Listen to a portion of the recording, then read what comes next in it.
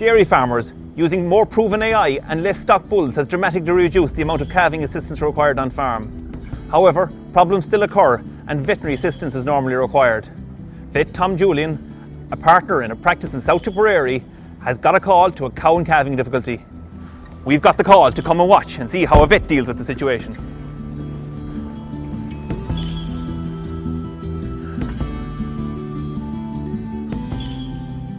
Hiya, Jack. Okay. How long has this cow been calving? This cow's been calving for the last 2 hours. Sean handled the cow approximately an hour ago.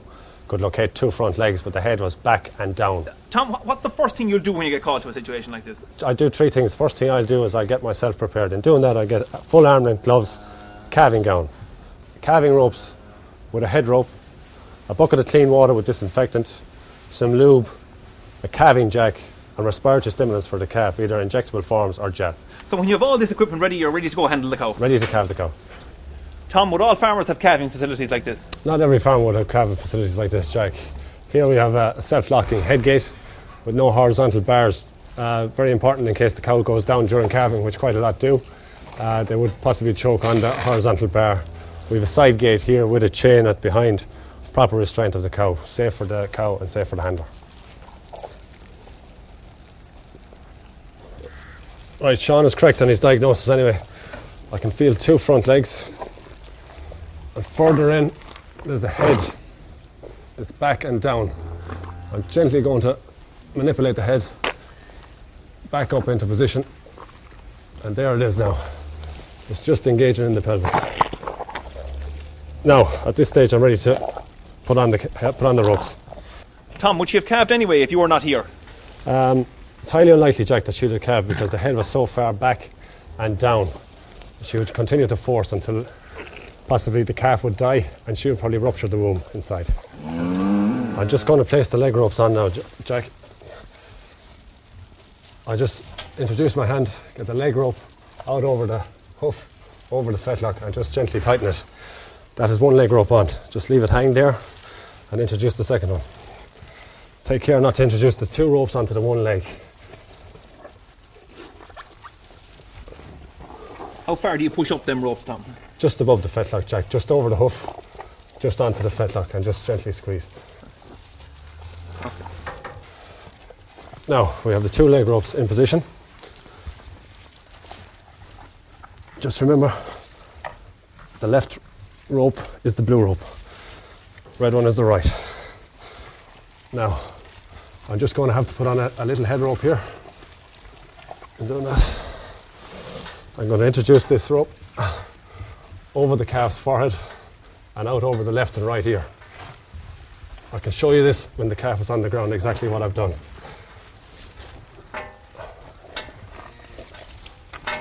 The head rope is in position now. So you put that on behind the ears of the calf, Tom? Behind the ears of the calf, down along the side, underneath their eyes, and down the side of the jaw of the calf. Excellent. As you can see, there's several knots there, just to allow different traction on the head. Now, that's the ropes in position. We're ready to calve the cow. Okay.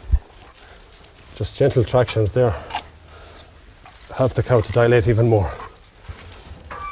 Now, this calf is under a bit of stress. It's been calving for 2 hours. It's time to take him out. As I say, I have 2 different coloured ropes. Blue is the left.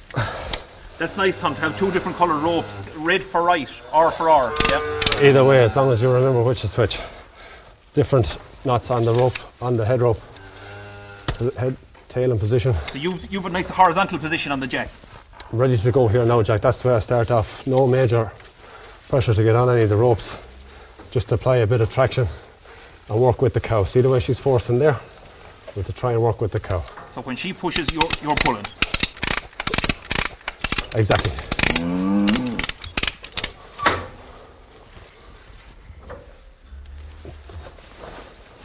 Let her down, Jack.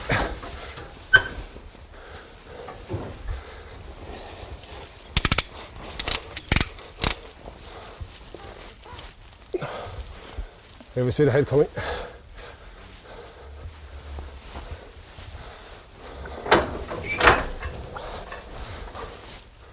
I'll work the jack in an arc way as if she'd calf naturally herself. So you're working an arc. You're coming back straight behind the cow, and then you're Straight behind the cow, put on the traction. See the way the calf comes in? yeah. And just pull him in an arc, as if she was standing normally in a field where she would calf. And there we have it.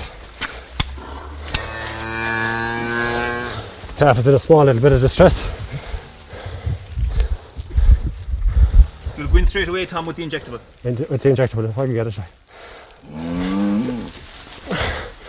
I'll just get the gel now. Clearing out his nose, Tom. Yeah, clear out his nose. Just get a small bit of the gel. Put it there underneath the tongue. Rub it around the nostrils. This calf hasn't taken a breath. So you've been sitting upright, Tom. You've placed the calf in a kind of an upright position. Place the calf in an upright position. Just to stimulate him to breathe. He was under pressure, Tom, inside the cow. He was under pressure, possibly calving too long. Small bit of cold water, maybe, into the ear. So just put the calf in, sitting up on his chest that there's no pressure on either side. Just repeat this. There we have it. He's just coming through. Just possibly calving too long. Head back and twisted. Could have swallowed or inhaled a bit of fluid inside, gone into his lungs. Just to keep him alive now for another little while and see. So you'll stay with this calf until you're kind of sure that the calf is going to pull through? Yes, I'll stay for half an hour, repeat the injections again if necessary.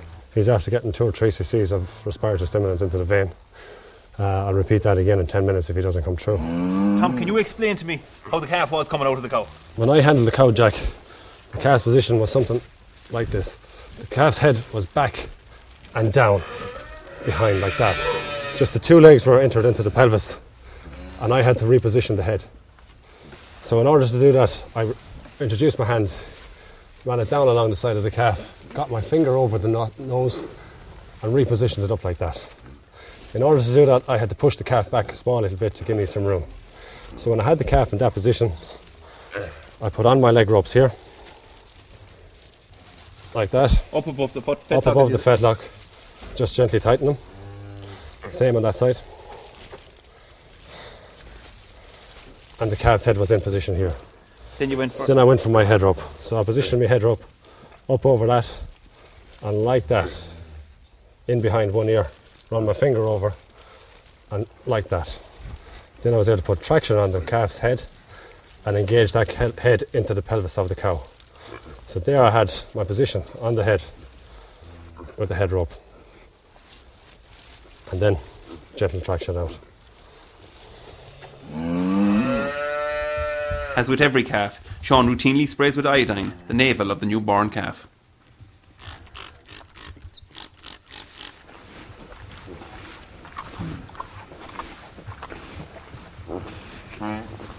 Sean, what are you recording in this little notebook? I'm recording the cow ID number and the sex of the calf, the number of the calf, and also if there's an easy calving or a hard calving.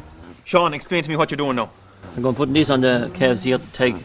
I put the big numbers on the front and the small digits on the back. And you put it in between the 2 veins of the calves here. Like that. And the same on the other side? Same on the other side.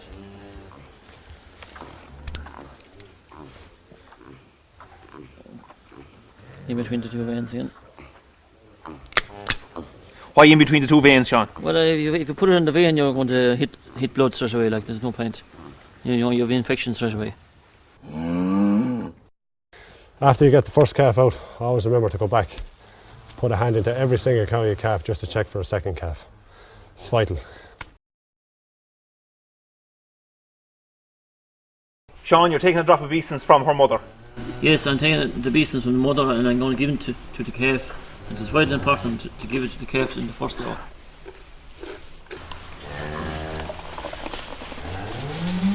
Good custard, man. I just placed a bit of general lubrication on the tube, which has been softened with a bit of hot colostrum or hot water. Tom, you've decided to stomach tube this calf. Explain to me what you're doing now. I'm just going to stomach tube this calf, Jack. I generally put my left hand into the mouth and just open it that small little bit just to get the tube in. That tube is running over the top of the tongue to the back of the mouth. See the way the calf swallows the tube there? Yeah. The swallowing movement. Yeah. There's the swallow and the tube goes down. Now, I stop there, just keep my finger in his mouth so he can't bite the tube, and I place my left hand here on the throat. I can feel the top of the tube there. Just check and make sure it's gone down the food pipe rather than the windpipe. If that was in the windpipe, I wouldn't be able to feel the top of the tube. Now, we're ready to introduce the milk. There we can see the milk run.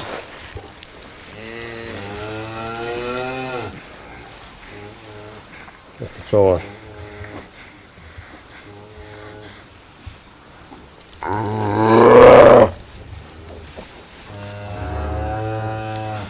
Don't be in any rush, Tom. Don't be in any rush. Sometimes I even kink the tube, stop it again, let the calf get used to it. Its belly is being filled for the first time. Just let it off again, nice and gently with it. Some calves struggle during this process, more don't. It's nice to see this lad struggling. Generally, that position there, 6 inches to that mark. When you're down that far, you've gone down far enough down the food pipe. That mark there on every stomach tube is a good guide. Just keep your fingers in his mouth to stop the calf from biting the tube. It can happen where some calves just bite the tube and swallow it. Can you give too much beastings in the first feed, Tom? Give the calf the required amount. If it's a big calf, it'll need that small little bit more. So you'd be giving a big calf like this 4 litres? I'd give it 2.5, 3 litres anyway. 2.5, 3 litres.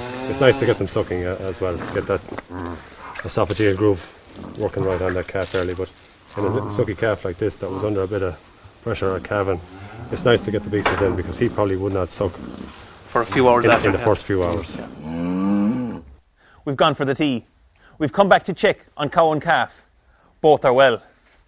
So what are the key messages that we've taken from today? 1. If you have a problem, call the vet in time. 2. Having the right equipment, knowing how to use it, and having good calving facilities increases your chances of delivering a live calf. Finally, cold water, stimulants, dipping the navel, and beastings are the key factors to keeping your calf alive once it hits the ground.